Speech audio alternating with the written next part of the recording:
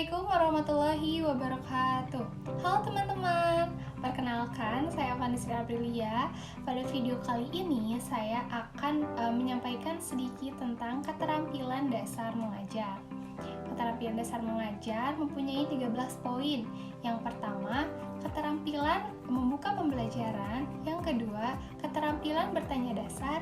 Yang ketiga, keterampilan bertanya lanjutan, dan lain sebagainya, hingga yang terakhir yaitu keterampilan menutup pembelajaran. Kali ini saya berkesempatan untuk menyampaikan pada poin 3, yaitu keterampilan bertanya lanjut.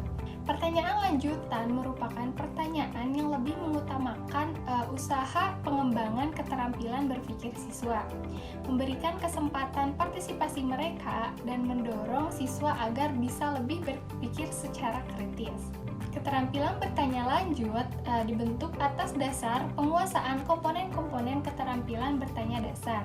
Oleh karena itu, keterampilan bertanya dasar masih digunakan dan akan selalu berkaitan dalam peranan penerapan keterampilan bertanya lanjut. Pada pertanyaan lanjutan mempunyai beberapa fungsi.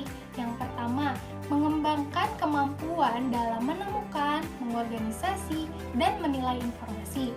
Kemudian yang kedua, membentuk pertanyaan-pertanyaan yang didasarkan atas informasi yang lengkap. Yang ketiga yaitu mengembangkan ide, kemudian mengemukakannya kepada kelompok.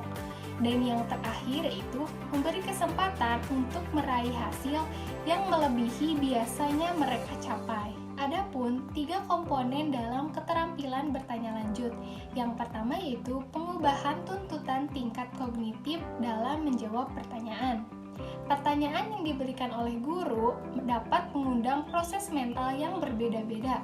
Ada yang menuntut proses mental yang rendah, ada pula yang menuntut proses mental yang lebih tinggi. Pengubahan tuntutan tingkat kognitif maksudnya adalah agar pertanyaan yang diberikan oleh guru hendaknya dapat mengubah tingkat kognitif siswa dari yang rendah ke tingkat kognitif yang lebih tinggi. Misalnya dari pemahamannya, penerapannya, analisis, sintetis, dan evaluasi. Kemudian komponen yang kedua yaitu pengaturan urutan pertanyaan secara tepat.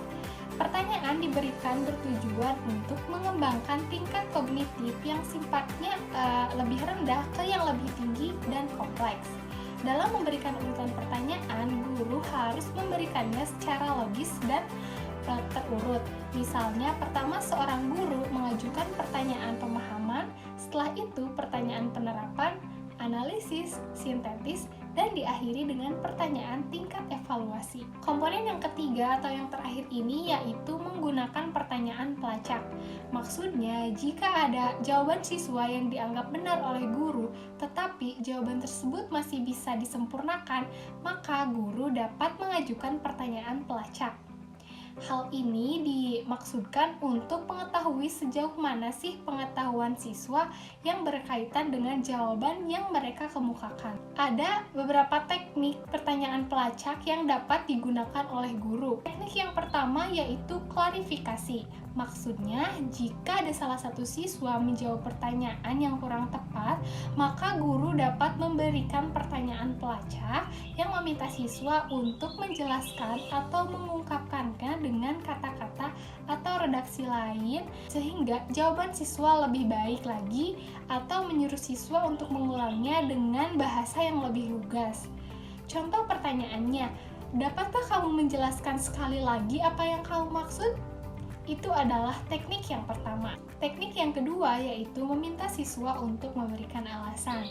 Maksudnya adalah guru dapat meminta siswa untuk memberikan bukti penunjang kebenaran suatu pandangan siswa menjawab pertanyaan. Contoh pertanyaannya, mengapa kamu mengatakan demikian? Teknik yang ketiga yaitu meminta kesepakatan pandangan. Jadi, guru memberikan kesempatan kepada siswa lainnya untuk memberikan atau untuk menyatakan persetujuan ataupun penolakan, serta memberikan alasan terhadap suatu pandangan yang diungkapkan oleh temannya.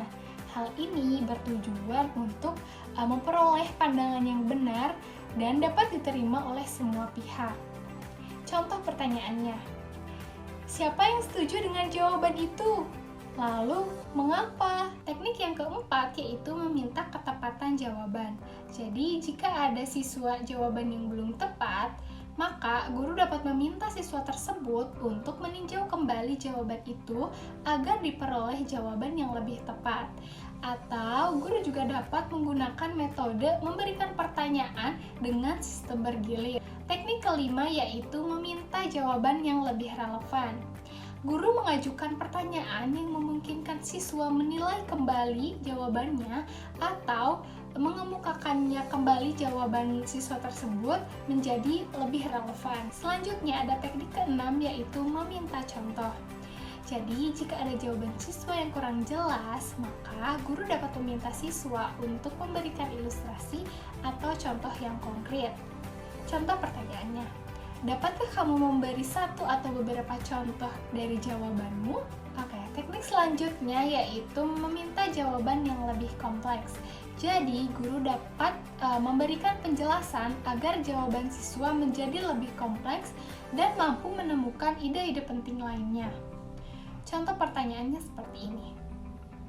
Dapatkah kamu memberikan penjelasan lebih luas lagi dari ide yang dikatakan tadi? Teknik yang terakhir yaitu peningkatan terjadinya interaksi.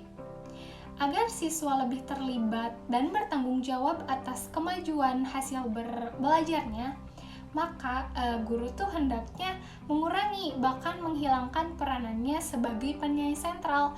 Maka ada dua cara yang dapat dilakukan. Yang pertama, guru mencegah pertanyaan dijawab langsung oleh siswa, akan tetapi siswa dapat diberikan kesempatan untuk mendiskusikannya jawaban tersebut bersama teman terdekatnya. Kemudian cara yang kedua yaitu ketika siswa bertanya kepada guru tidak langsung menjawab pertanyaan tersebut, akan tetapi guru melontarkan kembali pertanyaan tersebut kepada siswa dan didiskusikan juga dijawab oleh temannya. Nah, maka komponen ini akan dapat membantu siswa memberikan komentar yang wajar dan mampu mengembangkan cara berpikirnya. Nah, sekian materi yang dapat saya sampaikan terkait keterampilan bertanya lanjutan. Semoga apa yang saya sampaikan dapat dipahami dan dapat bermanfaat bagi semuanya. Mohon maaf apabila terdapat kesalahan. Terima kasih. Wassalamualaikum warahmatullahi wabarakatuh.